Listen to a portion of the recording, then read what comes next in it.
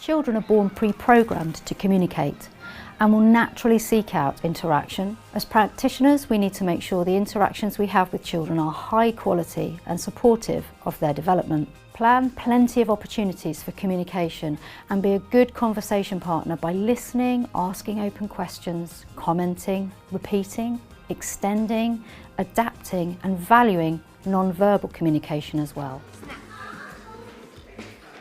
Children will seek out the adults that they find interesting and want to talk to them. In this way, positive relationships are really the basis for all good interactions with children.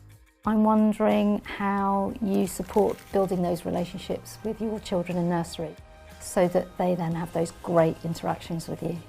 Children are different when they are starting at the beginning and when they've been here for a while. It is the hardest time when they started, and we try to help to make a good relationship with the children because of the separation for their parents, actually.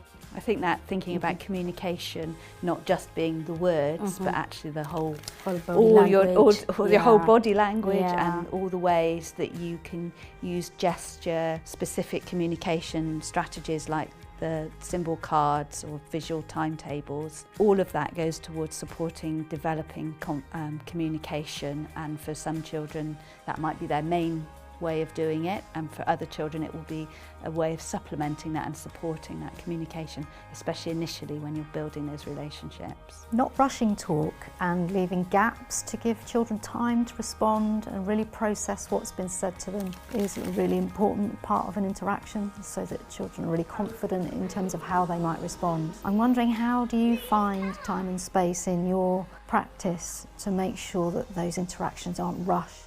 When children are playing, sometimes when they get stuck, we don't interrupt what they are doing, but we ask open questions, like we're wondering how they could do that, and we are modeling like adult, and we're asking open questions, and we wait and give time to respond.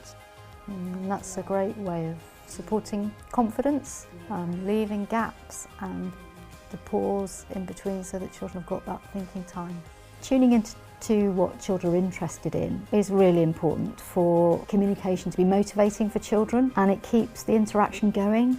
I'm wondering how you use playful contexts in your setting to be alongside children and keep those interactions going and really be as responsive as you can as the adult alongside. I think one of the ways I think all early years practitioners do that is to step into the role play alongside children, to really engage with their play and their learning in a way which is they're expressing it, which is really meaningful for them. Just join with them as a responsive play partner, and then perhaps start to introduce some language or some sounds to their play and see how they respond. Giving children time and space to think about what they want to say and not bombarding them with questions can give value to children's thinking and learning.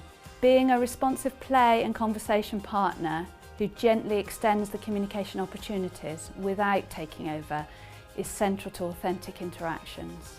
Interactions are central to early years teaching and learning and are a powerful way to support children's language and communication. Noticing what fascinates children is a great starting point for adults, so that we can make learning to communicate motivating and enjoyable. Research tells us that if we can be more aware of our interaction habits and tune into what children need from us when we communicate with them, this will make a huge difference.